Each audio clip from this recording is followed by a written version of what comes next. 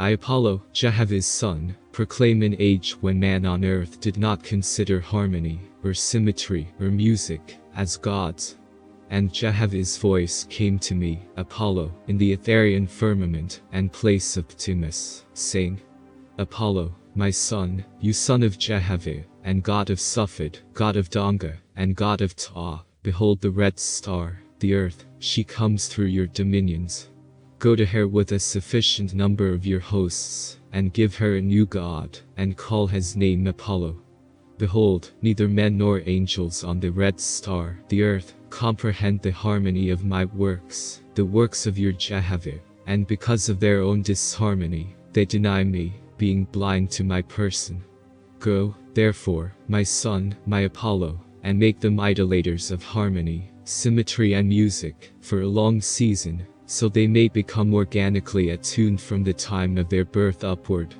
I, Apollo, said, I perceive your wisdom, O Jehovah. And I called together 100 million of your sons and daughters, and told them what you had said. With one accord, they said, we have examined the red star since the time of Wan, when Sathontes was crowned as first god of the earth and heavens, and we perceive truly, the time has come for your labor, O Apollo. I, Apollo, said, send an Aeneia to the heaven of the earth and deliver her god, lords, and all persons capable of the second resurrection. And say to God and his lords, thus says Apollo, son of Jehovah, and god of 3 Etherian worlds. Greeting in the name of the Father, Jehovah, and love to you all. For your glorious work I have assigned 7 tiers and Donga. There gather your hosts, where a place of rest and comfort is prepared for you. The earth and her heaven shall be left in darkness for 30 of her days, having neither God nor lords. So my legions departed for the earth in an Etherian ship of fire, led by Tuain, goddess of Proking, a place of great learning in the Etherian mountains of Haratmid, and they delivered God and his hosts according to my decrees, and the earth was without a god and lords for 30 days. And the voice of Jehovah came to me, Apollo, again, saying, hear your Creator, O my son, you who sprang from the land long since submerged, who have spanned, traversed many of my worlds. Behold, the legions of Su, and his mighty resurrections are still preserved to mortals and earth-bound angels. Of the gods and goddesses who danced and sang before men, and of the uneven match between spirits and gods. Profiting in this, the people of the red star, earth, have become rich in rites and ceremonies, and in preferring the swift-footed to the slow, the nimble to the clumsy. Indeed, the Lewis have well laid out the road to your success, O Apollo. So, I, Apollo, perceived beforehand how I should proceed when I landed in the lower heaven and her earth. When the time came, I, Apollo, departed, still remembering my native star, the earth, with well-treasured pride. And so that all things would express the labor Jehovah put upon me, my Aeneia, my spacefaring ship, excelled in beauty over all other Etherian vessels that had ever descended to the earth. How shall I, Apollo, comprehend your magnitude, O Jehovah? What is the journey of a god before you? We, your Etherian angels, build a ship for 100 million, and are vain of its size and beauty. But when we launch out into your Etherian realms, we feel like hiding our faces in shame of our vanity.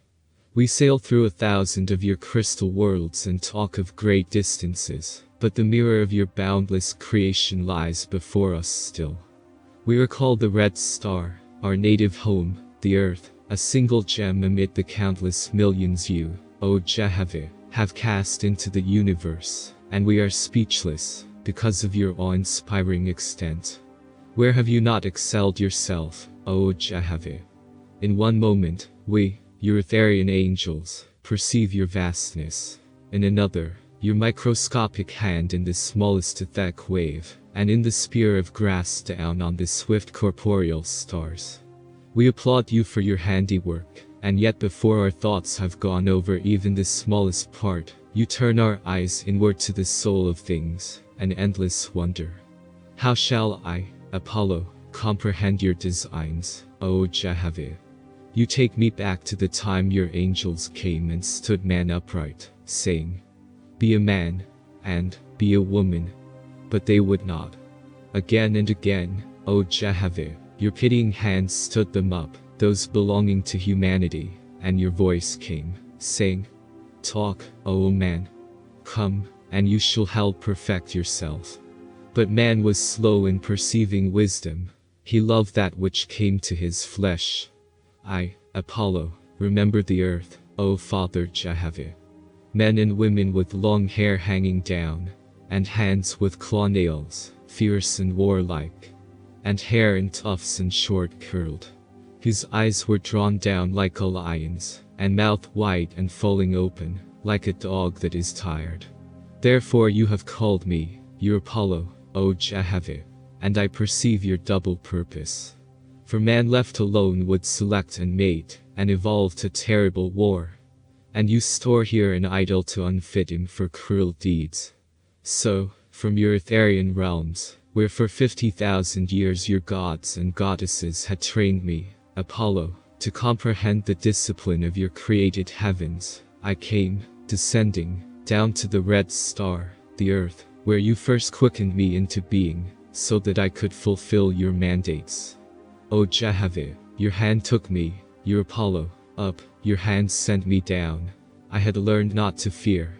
The tree of faith had grown in me. I knew the secret of all power. As a mortal goes into a dark cavern, where the air is damp and unacceptable to the nose, so came my hosts, O Jehovih, out of Etheria into the vortex of the earth, into its dull atmosphere. O Jehovih, your voice came to me, your Apollo, saying, Go round the earth with your Nia, my son. Stir up the atmospherians, they who know no higher heaven. Behold, they have mutinied against my God and Lords, and have rejected my proffered wisdom, my beneficent tenderness. Rather, the atmospherians have attached themselves to folly, seeing as their delight is in war and the deeds of mortals. And as men on earth gather around to witness beasts in battle, so likewise these countless millions of spirits gather to witness kingdoms of mortals at war, or on fire, or plundering. And by their presence, urge men to cruelty and cunning horrors.